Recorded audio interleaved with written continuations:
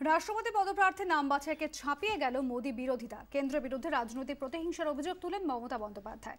সোনিয়া গান্ধীর সঙ্গে আজ বৈঠক ছিল রাজ্যের মুখ্যমন্ত্রী এবং সেই বৈঠক থেকে বেরিয়ে বিরোধীদের একজোট করার পক্ষে জোরালো সওয়াল করলেন মুখ্যমন্ত্রী। বলেন, রাষ্ট্রপতি নির্বাচনে বিরোধী শিবির থেকে সর্বসম্মত প্রার্থী দেওয়ার পক্ষে তিনি। 10 জনপথে সোনিয়া মমতা বৈঠক, মূল এজেন্ডা রাষ্ট্রপতি পদপ্রার্থীর নাম বাছাই। কিন্তু সব ছাপিয়ে দুই হেভিওয়েট নেত্রীর বৈঠকে ফোকাসে উঠে এলো দেশজোড়া সিবিআই আয়কর হানা। দুর্নীতির অভিযোগে মঙ্গলবারই প্রাক্তন অর্থমন্ত্রী পি চিদম্বরমের চেন্নাইয়ের বাড়িতে হানা দেয় সিবিআই। তল্লাশি চলে তাঁর ছেলে কার্তির বাড়িতেও। একই সময় আয়কর স্ক্যানারে আরজেডি প্রধান লালু প্রসাদ যাদবও। আর কেন্দ্রীয় সংস্থার দেশজোড়া তল্লাশিকে হাতিয়ার করে বিরোধী ঐক্যের অস্ত্রে শান দিলেন মমতা বন্দ্যোপাধ্যায়। সোনিয়ার সঙ্গে বৈঠক সেরে বেরিয়েই নিশানা করলেন মোদী সরকারকে। বাংলার ক্ষেত্রে যে প্রতিহিংসা রাজনীতির অভিযোগ মমতা করে আসছেন, এদিন সেই অস্ত্রেই জুড়ে দিলেন বাকি বিরোধীদের।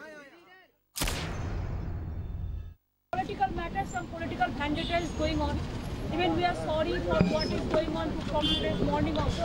That we discuss into in detail. पूरा दिन जैसा हुआ है, जैसा देखिए कभी महाराष्ट्र का साथ, कभी अखिलेश का साथ, कभी नवीन पटनायक का साथ, कभी लालू जी का साथ, कभी चिदम्बरम का साथ, कभी विशाल सिंह का साथ, कभी हमारा पार्टी का साथ, कभी केजरी का साथ, सबका साथ में अगर इतना झगड़ा करना है, बाकी आपको कोई नहीं जाएगा।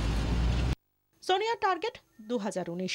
কংগ্রেস সভানেত্রী জানেন, রাষ্ট্রপতি নির্বাচনে সর্বসম্মত প্রার্থী দিতে পারলে লোকসভা ভোটে মোদী বিরোধী জোট গড়ার কাজ অনেকটাই এগিয়ে থাকবে। আর 2021-এর দিকে তাকিয়ে মমতা চান আগামী লোকসভা ভোটে দিল্লির মসনদ থেকে বিজেপিকে হটাতে। এদিন সোনিয়ার সঙ্গে বৈঠকের পর বিরোধী ঐক্যের সেই বার্তাই শোনা গেল বাংলার মুখ্যমন্ত্রীর গলায়। कोई नाम पे कोई डिस्कशन नहीं हुआ, कोई चर्चा नहीं हुआ। हम लोग चाहते हैं ऑपोजिशन का ओर से सब टुगेदरली हम लोग एक कंसेंसस कैंडिडेट चाहते हैं। মমতা একা নন। রাইসিনা হিলসে পরবর্তী বাসিন্দা কে হবেন তাকে সামনে রেখে বিরোধীদের এক মঞ্চে আনার তোড়জোড় শুরু করেছেন লালু প্রসাদও। 27 আগস্ট পাটনায় বিজেপি বিরোধী দলগুলিকে নিয়ে সমাবেশের ডাক দিয়েছেন লালু প্রসাদ যাদব। আর আরজেডি সুপ্রিমোর সেই আমন্ত্রণে সাড়া দিয়েছেন মমতা বন্দ্যোপাধ্যায়। প্রতিহিংসার রাজনীতিকে হাতিয়ার করে সমস্ত বিরোধী শক্তিকে একজোট করার জন্য এবার আগামী দিনে পথে নামতে চলেছেন মমতা বন্দ্যোপাধ্যায়।